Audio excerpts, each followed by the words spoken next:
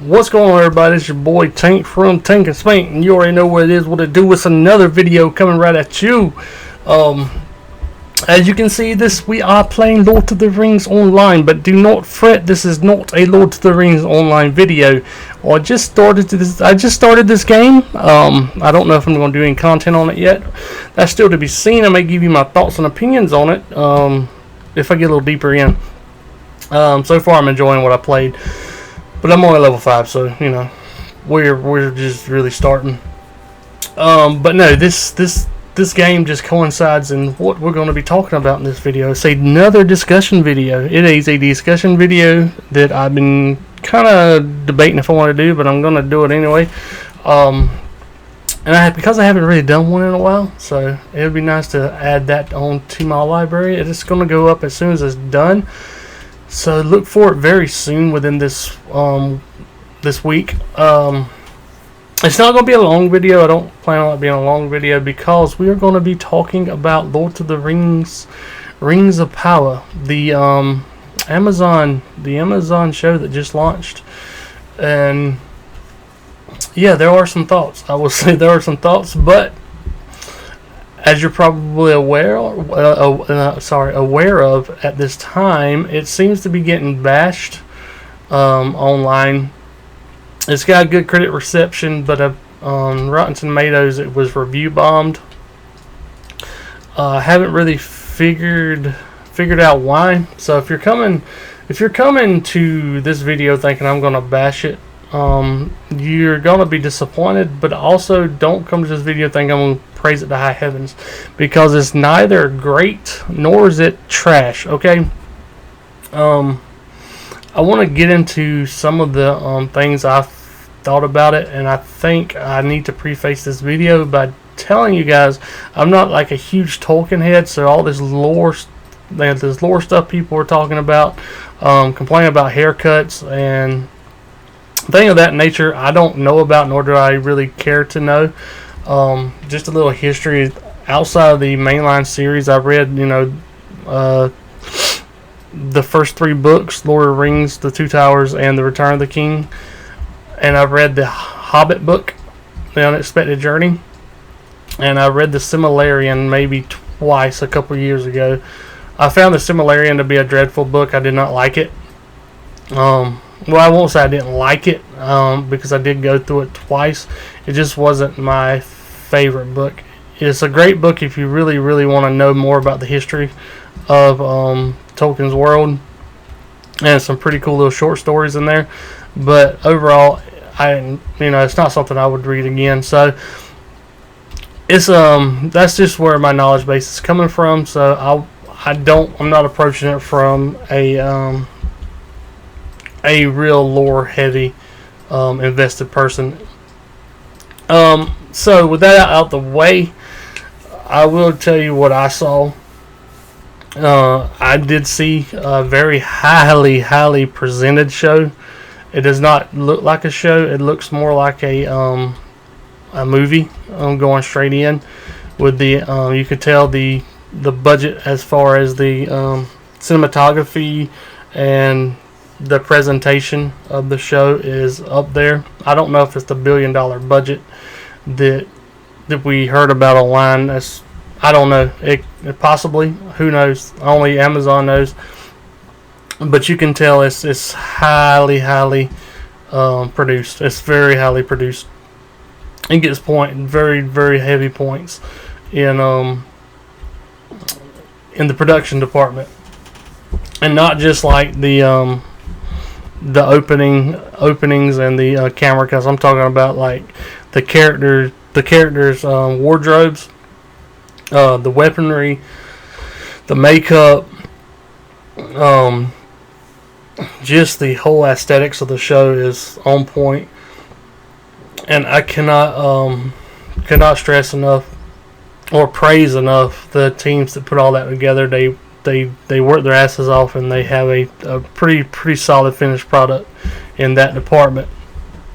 And the camera work was really well done to me. I like the sweeping shots.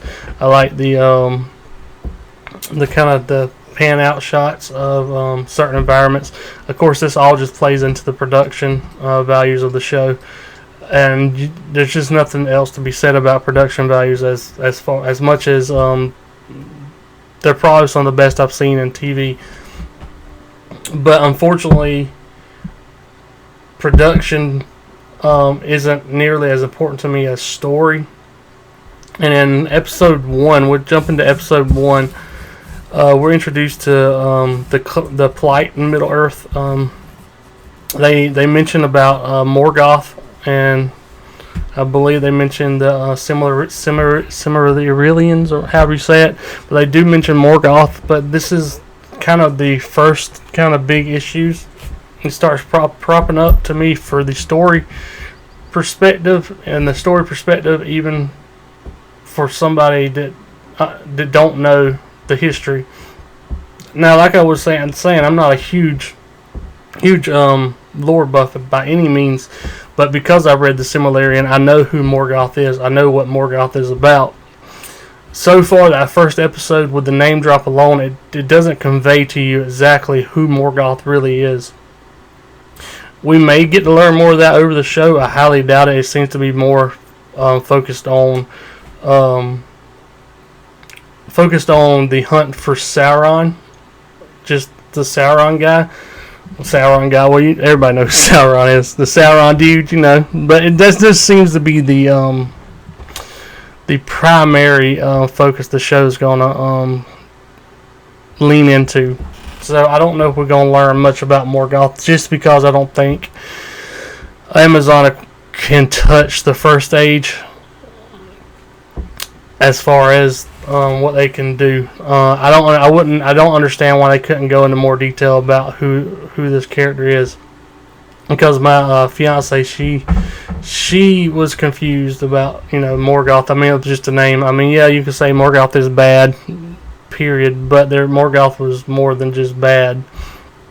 I explained, like, he's kind of like the Lucifer character in Tolkien history.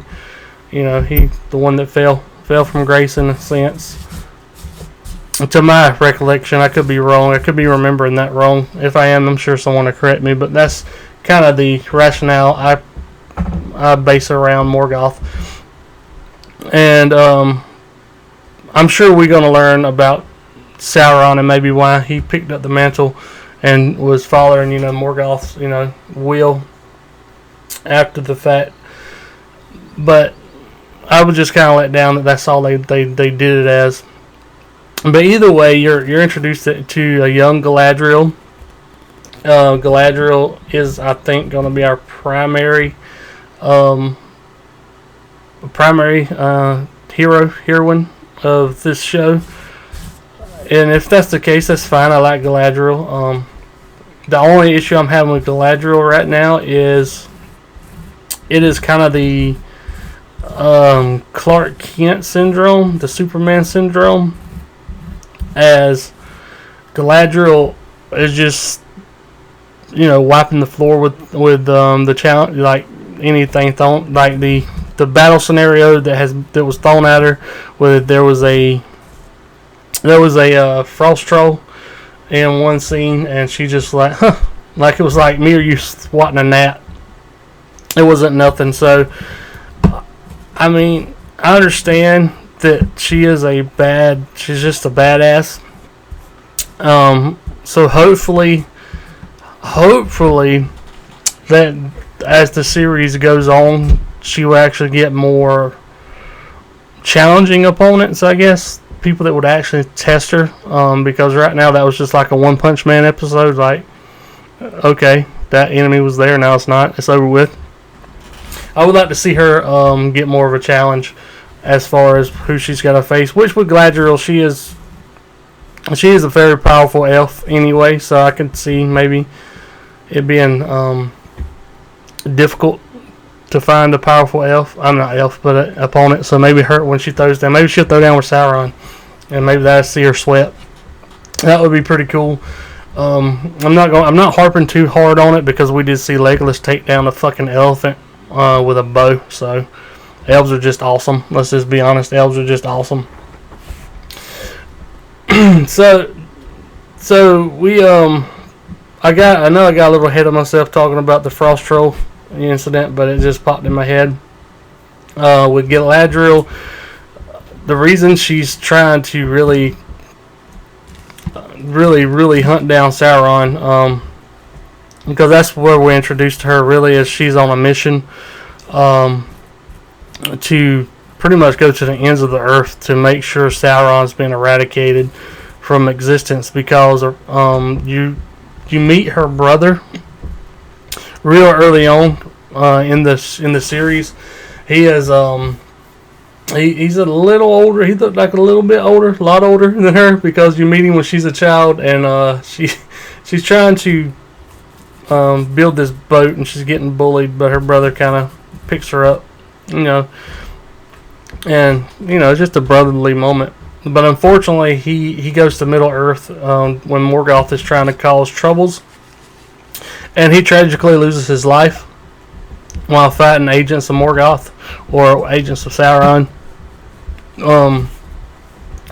And he's killed, and whenever Galadriel is looking over his body, she vows to take up his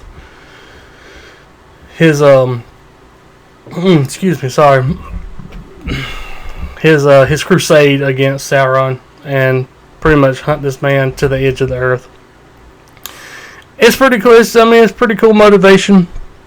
I mean, I understand, like, her brother died, and she wants to really honor his memory and avenge her brother's death. So I can buy it. I can buy that will be a motivating factor for her.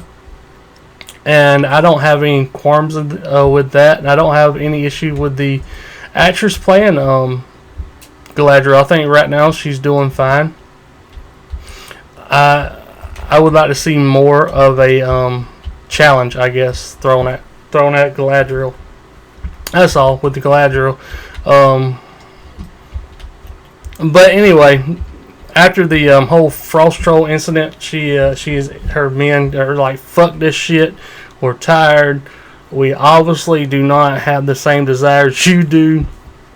And so they lay down their weapons, and they all end up back in the I cannot for the life of me remember where they go, where the elves are stationed, but they end up going back to basically the Elven Kingdom, this in Middle Earth at the time.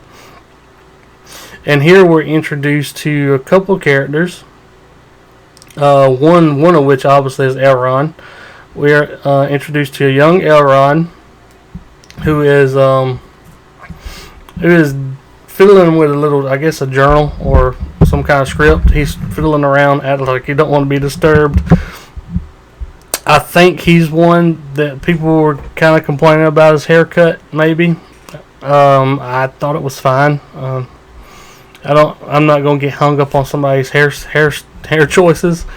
Yeah, he's not. He don't have that Lord of the Rings, Fellowship, Elrond, long hair, but he's younger. He looks a lot younger. I thought he did. I thought he did well. He didn't want to be bothered until he was told of Galadriel's return, in which he gathered all his stuff up. And we had a nice moment between Galadriel and Elrond. So you're seeing more of their history, and I'm okay with that. I enjoyed their history together. I want to see more of whatever history they may have. Now, I don't know if it's any hinted at or implied that they may have a romantic history at any point in the past or future. Maybe we'll see something like that in this show. I don't know if that's something that's happened in the books or not, but you can tell he does care. He cares for Galadriel. It could just be a brotherly care, and he just tries to look out for her in his own way. But he is the son of King Gilgad. We're gonna call him Gil. Let's just call him Gil. Okay, I think that was Lyndon, because he's the ruler of the Linden realm. He was kind of the reason for how Galadriel's men could just kind of lower their weapons and just say they want to go home, because I think she actually overstepped a lot of what the king's orders were, and so so they kind of were honored. All of them were honored whenever they all come back, because when they was gone, they found, or she found, a mark of Morgoth, which was on a anvil, I guess you could say. It looked like some orcs or goblins were making something, and she poured some water on it, and it was like sizzled. And she said something about heat and hot and devil and worship and things like that nature. And anyway, you saw the Morgoth symbol, and so when she got back, she wanted to gather up more people and go right back out immediately. But unfortunately, that was not what the king wanted. They were all honored and given a great honor to return home to Greyhaven, which is the home of the Undying Lands, if you didn't know. And that is how they were gonna, be rewarded for their long venture.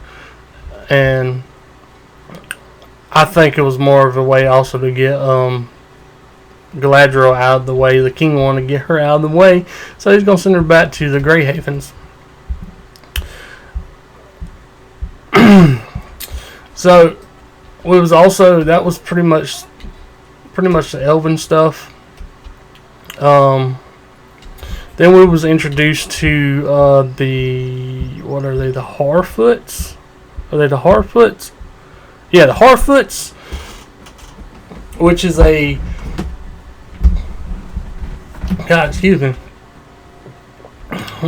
Goodness, which is a group of hobbits for this show. To my understanding, these are completely fabricated for the Amazon show. They are okay. I mean, I kind of like their aesthetic, as far as how they're just like these little guys that are in like this little, in the woods. They have little pop-up villages, like it just pops up. They all got these little grass and weeds in their hair, so they can just disappear. It's really, really cool. It's a really cool concept, but unfortunately, not much is going on there. I don't really care for any of the hobbits, particularly. You're introduced to what's her name? I think Nora. I think her name is Nora. Let me make sure. I don't want to get this wrong. I got it in my notes. Yeah, sorry, Nori. It's Nori. Nori Brandyfoot. You're introduced to Nori Brandyfoot. And Nori, I think, is going to be our centralized hobbit. Maybe her friend, I think her name's Poppy. I think it's Poppy is her friend that we're also introduced to. But I know Nori is probably going to be our central hobbit. She's okay. I mean, she's nothing special. She don't really stand out. None of the hobbits do. It's not a slight against her particularly. It's just the hobbits in general not really standing out to me. Personally, I think their only purpose right now is for something I'll talk about here in a minute. But as far as their little story, nothing much happened other than they were introduced. Possibly a cool little wolf encounter is going to come up because you were seeing Nori was out picking berries, and there was this big ass wolf watching them. Because that's another thing about Nori, she's not like the rest of the Harfoots. The other Harfoots kind of hide, stay out the way. She wants to know what's out there. She wants to explore. She's one of those hobbits. Like, she's like once in a generation of hobbits that wants to just explore. I don't know if this is supposed to be setting up to hobbits that found the Shire or not. I don't know. You have to tell me that. I fucking don't have a clue. But overall, the hobbits were, they're there. And this is just first episode we're talking about. The hobbits were just there. And the other set of characters that we were introduced to was a elf, Arondir, I think is the name. His name is. He looks like an elven soldier. Obviously, set to patrol this human village, because I guess during the time of Morgoth, these humans, I think they made a comment that their bloodline supported the rule of Morgoth or something like that, and these elves kind of patrol looking for any troubles in the land. So we're introduced to this character, Arondir, I think it's Arondir, which, if I'm not mistaken, he is also a completely original character to the show, which I'm fine with. I prefer these companies make original characters as other than changing established characters, because it's easier to get behind an original character than when a company just completely takes a well-established character and completely change them, gender swaps them, or race swaps them, whatever. So I'm fully in support of what they did with this original character. I like him. I think he's a badass, or has potential to be a badass. Although I think he said before the war he was a picker or a forger, something like that, or grower, or something like that. It didn't sound like a warrior.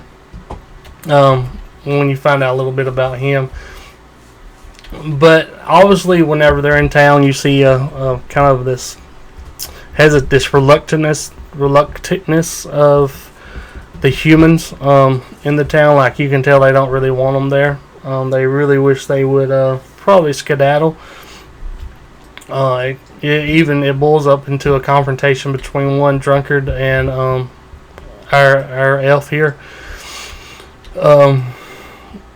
Basically, when he's asking around about this poisoning, and the barkeep, is kind of brushing it off, and not really brushing it off, but not really giving too many details, or acting like it's kind of really nonchalant about it, like it wasn't a huge deal, which kind of made one of the guys go off about him asking these questions. And the war was so long ago, and they're not even really needed there anymore. What are they doing?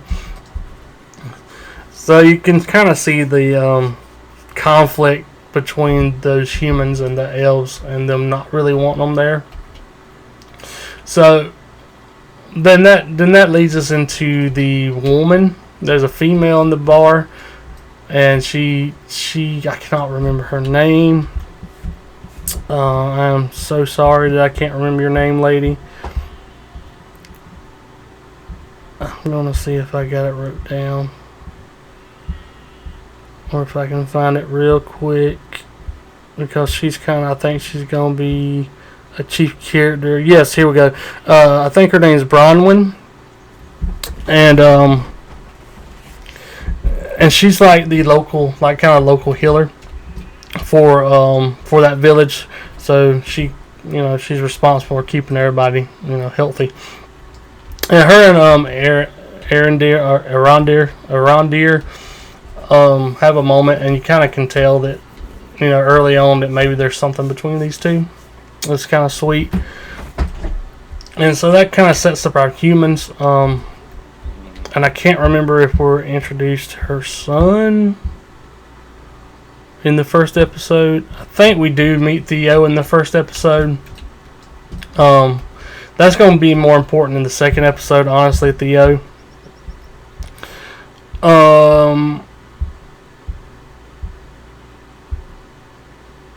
Okay. And I think that pretty much wraps up the first episode as far as characters we meet.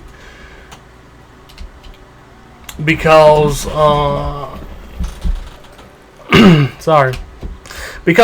the first episode, if I'm not mistaken, I keep getting the first and second episode mixed up because I watched them back to back, so I can't remember what happened when. Because if I'm not mistaken, were we not introduced to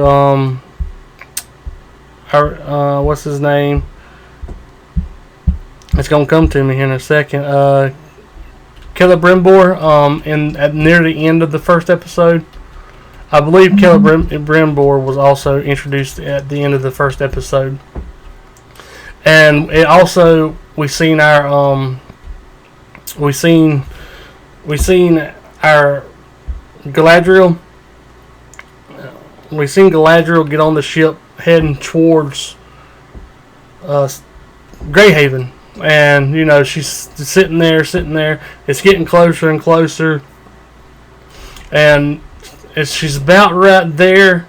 And the little elf that was with her was like, "Take my hand," and it's like, she didn't really want to, and in the end, she eventually just yeeted herself off the boat.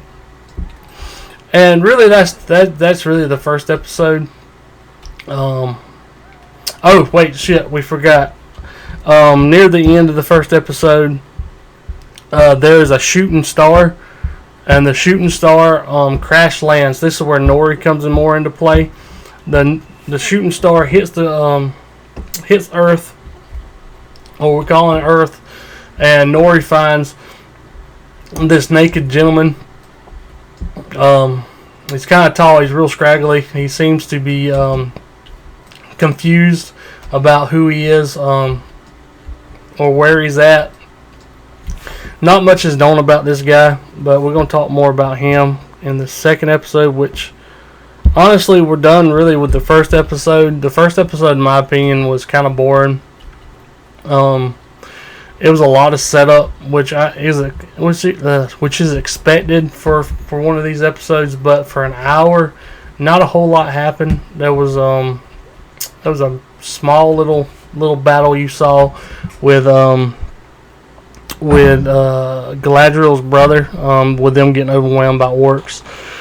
But other than that, not a whole hell of a lot happened. So overall, I give the first episode a 5. It's a 5. I give it a 5 out of 10.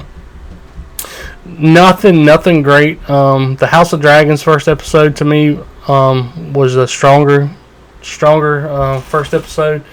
I'm not comparing the two by any means, but since we have two high profile fantasy shows duking it out right now, House of the Dragons had a much stronger first episode.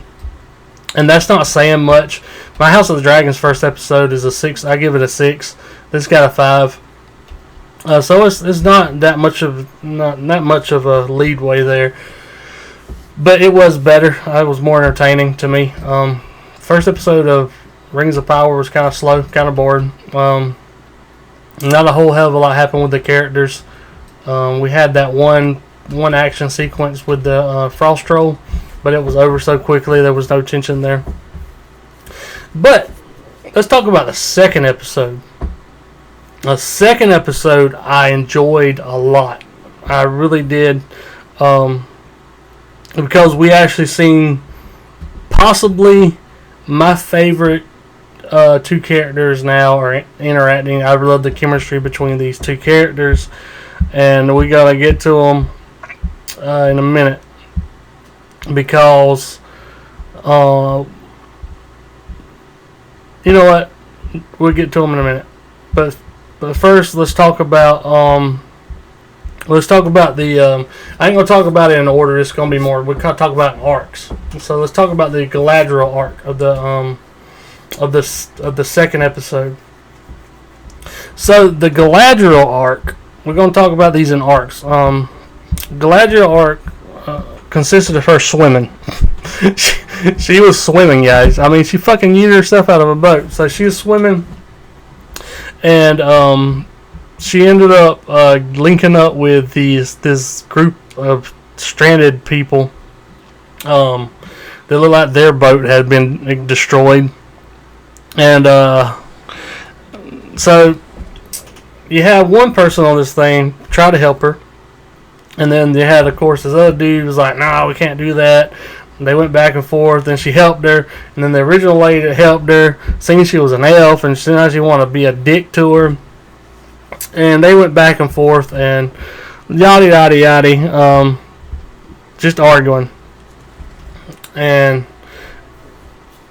then all of a sudden, you see some sails. You see some sails. And you're like, they're thinking they're saved, and nope, guess what? There's something, I think they call it a worm. I think is what they called it. It's a huge fucking ass monster. And I like the design of it. I mean, you don't see much of it, but it's this big, and you can tell it's scary. Because it just decimates this little raft these little refugees are trying to cling to. It destroys them. But one of our chief characters that we've seen before, he does some shiesty shit and cuts free a little piece he's standing on, and he starts getting away, and our Galadriel, she was actually pushed back into the water by the same woman who originally wanted to try to save her, but once she found out she was an elf, she's like, "No, fuck you." Psh, into the water you go, which inadvertently saved Galadriel's life, because the worm actually just destroyed the raft and just like fucked them people up. So that leaves Galadriel stranded in the water. So she's swimming, and then you see something approaching. Is it the worm? Oh my god, what is it? And then it turns out to be the other human that we seen on the ship coming. He actually picks her up, and we learn his name is Halbrand, I believe was his name. We call him Hal, our good buddy Hal. So we introduced to Halbrand, and these two are having to work together to try to get out of this desperate situation, and he's trying to learn more about him, and he talks about his village, which he's come from, was wiped out by goblins or orcs. I think he said orcs, and this means Galadriel is like, okay, this gave her a hard on, so she wants him to take her to where his village was completely wiped out. so he kind of eventually, I guess he kind of agrees to take her there. I can't really quite remember, but I do know they ended up wanting to work together. So Galadriel actually ends up tying herself to this rigging of the boat. Well, not really a boat, it's more of a raft. It's held together with duct tape and hope, let's be honest, because a storm has come. Oh man, hold on. Alright, let me close that out. Alright, so basically, yeah, a storm has come up, and so to secure herself onto the raft for safety, she tied herself to this rigging, and unfortunately, that rigging she tied herself to was struck by lightning, and down she went. So our boy Halbrand had a choice to either let her drown or to save her. So he actually ended up saving her, obviously, jumped into the water, saved her. They become a little more close. You know, they become little friends, man. She made a friend. And their arc ends with them being found by a ship. So I guess we'll see more with that ship. Not a whole heck of a lot happened with Galadriel and Halbrand this episode when you break it down. There was a raft, it was destroyed. They went through a storm. Galadriel about drowned. They get saved by a ship. That sums up the Galadriel and Halbrand arc in this episode.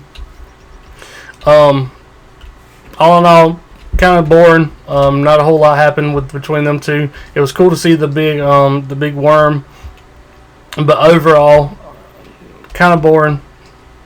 So we're gonna move on from them two. And we're gonna go into who should we talk about next? Let's talk about Braywin Theo and our boy, God, what's his name? the other elf, the guardian elf. I get his name eventually. But okay, so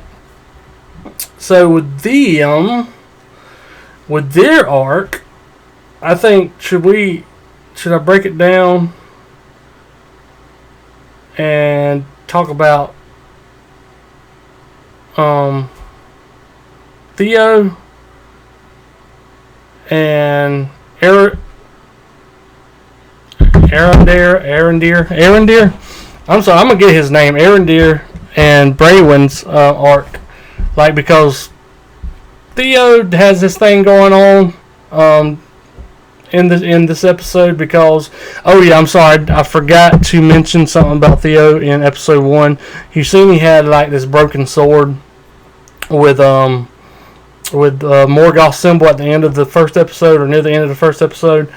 That's important because in Theo's arc we're gonna see it come up. So we'll say Theo for last, and we talk about Arendir, fucking Arendir. We're gonna call him Aaron. We're gonna talk about Aaron and Braywin because basically when Arendir got to back to the watchtower where his elves are actually stationed. He is approached by the watch commander, which is, I'm calling the watch commander because why not? I think he might have been called the watch commander. We're not going to get hung up on that. Anyway, he's approached by the watch commander, and he was told that the king said it was time to go. Basically, he sounded the retreat, the abandonment of the watchtower, and you find out that Arendir had been stationed in this area for I think 79 years, 70 something years, and so he was about to go back to, I guess they're going back to the Elven lands. I'm not sure. Either way, this exchange kind of marked the journey for Arendir to take back to the Southlands to meet Braywin, because this is when it is pretty much confirmed that Braywin and Arendir has a thing going on, because he was saying basically how I'm going to say his goodbyes, but also that's kind of weird, you know. Let's think about it. If you really think about it, he's been there for 70 something years. Come on, man. Like, we've been watching this girl since she was a child. Come on, Elf. Don't be like this, man. Come on, man. Don't tell me you're a pedo elf. Don't tell me you're a pedo elf. But anyway, in the acts of going to tell her goodbye, a farmer brings a cow to Braywin for her to look at and ask if she knows anything about animals, but she doesn't really, but she says she'll look at it. So she starts to look at the cow, and when she milks its udders, this nasty looking black shit comes. I mean, it's nasty, dude. And that's when Arendir checks it out himself, and he asks about it, and he asks where it was at, and it is asking about the poison that we learned about in episode 1 come back up. And I cannot remember which little township or village they said it was in, but either way, he says he has to go check this out. So this sets up his journey, and Braywin tells him that she too will go with him. So they journey to where this poison took place, and when they got there, I mean, it was a wreck. There was nothing left living. You had dead cow. You had just burnt villages. It looked bad, but I don't know what this is. But what they did find is it looked like a burrow, it looked like a hole that had just been burrowed from up, like almost like a little mole hole, we can say. It was a little mole hole. Mole hole. Anyway, so that's when tells Braywin that she needs to go sound the alarm, and ready the Southlands for a possible attack, and he jumps in the hole and he starts following the tunnel system, and so that's kind of where they went with that. So she makes it back to the Southlands. It rushes up into the tavern where everybody's at. She tries to warn everybody, and of course, yeah, we don't believe that. The goblin, there have been goblin sightings in forever. Get out of here. We ain't got no proof. So she didn't have no proof. So they did not believe her. And at the same time, while this is happening, Theo is in their home, and he's hearing something like scratching under the floorboards. So he takes a fire poker and just like, fuck you, rat, fuck you, and starts beating the floor. Cuts a big old hole in the floor, and then an eyeball shows up, and you see an eyeball, and like, oh my god, it's an eyeball, and then it cuts back and has some cuts, and basically she just leaves the tavern. She heads home, and by the time she gets there, I mean, it's a wreck. I mean, there's like claw marks, there's no sign of Theo, and there's a big hole in the ground, and that's when you see this little cubby hole to the side. Theo looks out, and he basically warns his mom, like, hey, get help. And as she's about to go get help, she second guesses, gets in like a cupboard, and from there we are introduced to our first orc of the series. And honestly, this orc is looking nasty. This orc looks fucking gross. I mean, we've seen orcs, in a flashback, but this is our first new, like, present day orc. He's got like this bone mask. He looks feral, and he is tough, dude. Like, because he obviously finds Braylon, and her and Theo sit there and fight it. And Theo actually does something pretty cool. They have a loft, and he climbs up this loft, and he throws the this like lasso around the orc's neck. He jumps down. He pretty much hangs him for a minute, but he's just a kid. The orc overpowers him and gets free. But his mother has, I guess it looked like a sword. She ended up stabbing this Joker not once, but a couple times. The first stab, he's just like, oh, fuck that, I'm an orc. That don't bother me, goddammit. But the second time, she's done, and then she actually takes the head, beheads it, runs to the tower, say, here, motherfuckers, here's your proof, and throws his head up there, which I'm presuming,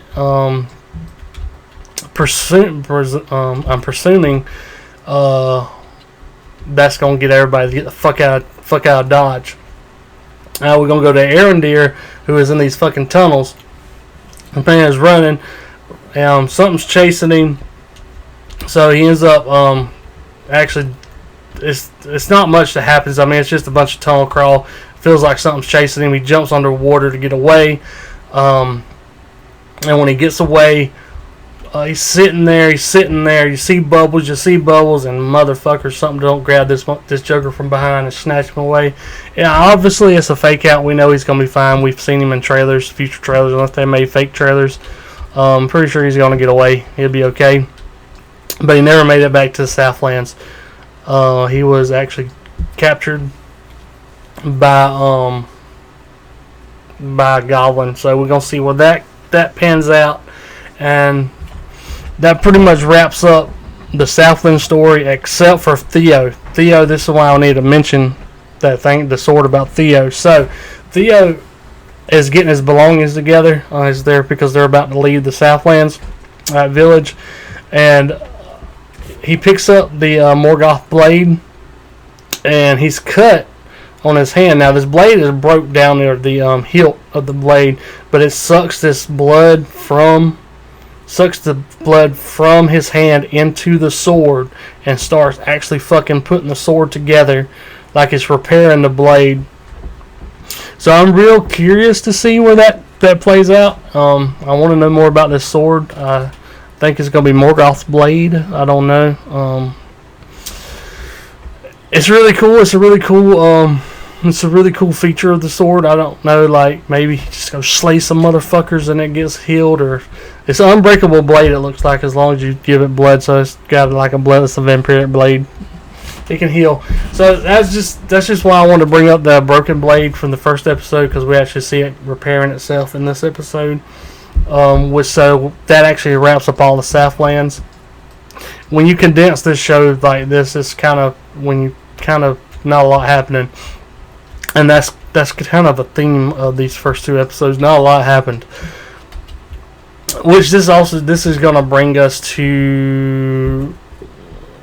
We're going to talk about Nori and the Harfoots, because it's not much to talk about here either, because it's just more of the same, not of nothing. Nori is now taking care of the stranger. He is revealed, to be very savvy with magic. He is very magical. He is some could call him a sorcerer supreme, maybe, But either way, I jest, but he is a sorcerer of some kind. Some people are saying maybe Gandalf. I don't see it being Gandalf, just because I can't think of what what they were called. They were basically angels from the Creator, but they didn't fall from the sky. I may be wrong. I think they come over on boats. Is that correct? I think it was boats that they come over on. So unless they're changing the whole way in which these celestial beings come to Middle Earth, it's not going to be Gandalf. It could be really cool if it's like the Balrog or something, before it was like the Balrog or something of that nature. It would be cool if they bait and switch it, where you think he's a good guy but he actually turns out to be mean or evil. So that would be cool, because he's dealing with like constellations. He's looking for a certain constellation, because what's her name, Poppy, comes up.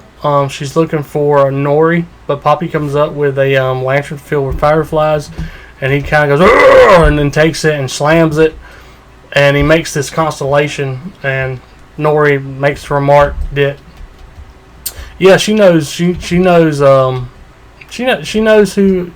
might know where that's at. And I'm thinking that's going to be their lore keeper. He's a gentleman named Sadok Burrows, I think is his name. Well, I don't think his name. That's what I got wrote down. So Sadok, I think that's how you pronounce it. He's kind of like the lore keeper. I'm calling him the lore keeper of the Harfoots. You met him in the first episode. I forgot to mention him earlier. He's got this book of, I don't know, prophecies. I would call it the Book of Prophecies. So I think that's who she's referring to, that may know who where these constellations that the stranger's looking for. So there's that, but I kind of skipped over, because before we got to that scene, he was trying to explain. He was like, the stranger was trying to explain what he was looking for constellations, but he made like, I don't know, it looked like runes and stuff that she didn't understand. But in the process of doing this, Nori's father, which I don't have his name, I don't know his name because I did not write his name down. So we're just gonna call him Nori's dad. We're calling Mr. Brandyfoot. How about that? But Mr. Brandyfoot was trying to put up a tent, because Nori wasn't around to help, and she was supposed to be there, but she was too busy taking care of the stranger at the time. So it's kind of made the direct correlation between what the chance that the stranger was making and the happenings that happened to Mr. Brandyfoot, because the rope that was holding the log snapped, so he went and put his force behind the post that was part of the tent, but he wasn't strong enough, and his foot snapped and it broke. His foot's fucked up, so he's not going to be able to make, I don't know what it was called, the journey they make. So he's going to be kind of trapped, I guess. He can't follow whatever they do because of his broken foot. But I say that because it looked like there was a correlation between what the stranger was doing and what happened to Mr. Brandyfoot. So I'm thinking maybe the stranger isn't all that good, or maybe he just can't control his powers. We still got a lot to learn about the stranger, which that's one of my most intriguing aspects of the show. Is I want to know more about the stranger. I am curious about his story, and he's the only reason that the Harfoots are even remotely interesting, because other than that, there's not a whole lot going on there at all, right now, other than the stranger. So that's really all there is to say about the Harfoots arc in episode 2. There's not much happened there either, but I do want to talk about my favorite part of episode 2, because I just enjoyed the chemistry between these two characters. Because we are introduced to Durin, Prince Durin of the Dwarves, through Elrond, because Celebrimbor is needing a forge, and Elrond recommended Durin. I think this was Khazad-dûm. Don't quote me. I believe it's Khazad-dûm. Is where they were heading. It's a big big dwarven city, and this is where Prince Durin is located. So he gets there, and he's and Celebrimbor is like, are we gonna be welcomed? And he's like, oh, there's gonna be parades and stuff like that. It's gonna be awesome. But he gets there, and he's immediately said, no, you're not coming in. And you're like, what? And even Elrond is kind of took back for a minute. But they really need they really need their help. I'm pretty sure this is all going into forging. If I'm not mistaken, this is all going into the forging of the Rings of Power. So he was immediately just like, no, you're not coming in. So when that didn't work, he invoked some kind of rite. I can't remember what the rite was, but basically, if he failed this rite that he invoked, then he would never be allowed back in Khazad-dûm at all. And so basically, he challenged Prince Durin to smashing rocks. Like, they were these big ass hammers, and they were smashing rocks, man. And they were going at it. Like, they were going. I really thought Elrond was going to win, but obviously you can't beat a dwarf at his own game. Come on. So after a while, Elrond had to basically admit defeat, that he could not best Durin in the game of Rock Smash. We're gonna call it Rock Smash. So he pretty much lost. He lost the game. And before he's kicked out, he asked Durin if he could at least be escorted out by the prince. In which Durin he obliges the final request of Elrond. So they're going up this long ass elevator, and they're having a conversation, and it comes out that he called him friend. He's like, friend, you missed my wedding, you missed this, you missed that. It's been 20 years since we've last seen each other. And Elrond made the remark, it's only been 20 years. And that kind of set Durin off. He's like, only 20, I've lived a lifetime in 20 years. I like this scene just because it showed the disconnect between the elves and the rest of the races, because time to them is not like it is to you or me, or even a dwarf. Apparently 20 years is a long time, and he even says, like, I got married, you missed my wedding, and all this, that, and the third. So I don't know if Durin actually invited this man to his wedding, or if he was expecting him to read his mind. I think really what it was is he didn't visit all that often as a friend. I guess if he pictured a friend would do, and so he missed the wedding, or he missed the the knowledge that there was a wedding. But either way, Elrond did feel bad, like he did feel, because he looks at Durin as a friend. I truly believe he does, and he just wishes. He told him that he just wished to apologize to his wife in person, and really that's kind of what he wanted. Durin wanted, because he agreed. He's like, all right, fine, one apology, but you cannot stay for dinner, or something like that, to that effect. So he takes him in to meet his wife for the apology, which I love. I love his wife. Her name is Disa. It's I don't know how to pronounce it. We're gonna call her Disa. Which you meet her, she's awesome. I love Durin's wife, because she's basically like this mediator, this peacekeeper. Like, oh yes, he's staying for dinner, and so he stays for dinner. He apologizes to her, obviously, and it's not a big, it's like, to her, it's not a big deal. She's trying to mend their friendship, and you see that the beautiful golden tree that Elrond gave Durin, and it sprouted, and they actually kept it alive under this mountain. So they sit, talk, reminisce, they share stories, and it was just the overall chemistry of this coupling, that these three characters, that I really, really drew me into this episode, and amplified my score for this episode, because a lot of nothing happened in this episode as with the first episode, but a lot of setup. It was a lot of setup. This one had a lot of setup, so I'm giving it more points, because it's nothing that happened in this episode felt like it happened for a reason, if that makes sense.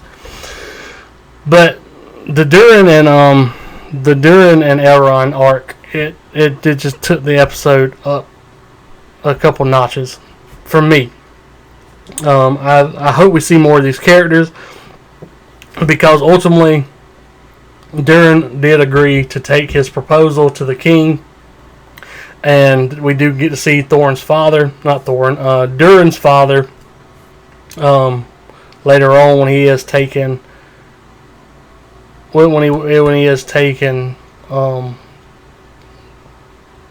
the news, or the proposal, that Elrond wants this forge built to his father. So, overall, this episode was good. It's a 7 out of 10 for me. It's another one where they went the route of creating a character instead of changing an established character, and that character was Disa, Durin's wife. She is a completely original character. I am all behind creating original characters. I would prefer it this way. So I'm not gonna diss any characters that are original, that hasn't switched another character that is established. I do not believe in switching established characters. Keep your established characters as they're supposed to be. But when you create new characters, like Amazon did with this show, they should be commended, because they could just easily switch characters, but they didn't do that. They created new characters. They were actually really pretty compelling. Not like, I ain't gonna say they're compelling characters right now, because it's too early. Outside Disa, I really like Disa. Just her energy she brought to that conversation, it was perfect to me. Arondir, it's still kind of early for Aaron. We'll see how he does. He's he's doing what he's doing right now, I guess. I mean, not a whole lot. It's hard to judge this show because not a lot's happened, man. We're 2 hours in and not a whole lot of shit happened. The only reason I'm giving episode 2 a 7, where episode 1 got a 5, I just feel like the setup in episode 2 was warranted. Whereas episode 1 really didn't have much going for it, man. Like, it didn't. And I was more engaged and entertained in episode 2. So episode 2, 7 out of 10. I'm looking forward to next week, seeing what happens. Yeah, I mean, that's it. I mean, overall, the show is sitting at a solid 6. We're cutting the difference in the middle right now. It's a solid 6. It's above average. My average is a 5. I also know that 5 out of 10 for me is not bad. It's just average. So, you know, we're above average for show as whole. Episode 2 slightly above average, which these are not bad ratings. They're not. They're good. I mean, it's worth watching. I would say it's worth watching, but it's hard to get an 8 from me. It's gonna be hard to get a solid 8. Just for reference, if you want to know, House of the Dragons right now, series as a whole, is a solid 7. Last episode 3 of House of Dragons, in my opinion, solid 8. He got an 8. I loved the last episode 3 of House of Dragons. I hate to say it on this because I'm not going to do these things for House of Dragons until it wraps. I'm going to do a series discussion for House of the Dragons. It was an 8, so hopefully it continues from there. But yeah, Rings of Power right now, kind of lackluster reception for that first episode in particular. Second episode, so just kind of a step in the right direction. Curious to where it goes. Yeah, look forward to me discussing these more. I plan on doing these actually after I watch the episode. That way it's more fresh in my mind. So this was done a couple days later. But it is what it is. That's where I'm at on the Rings of Power.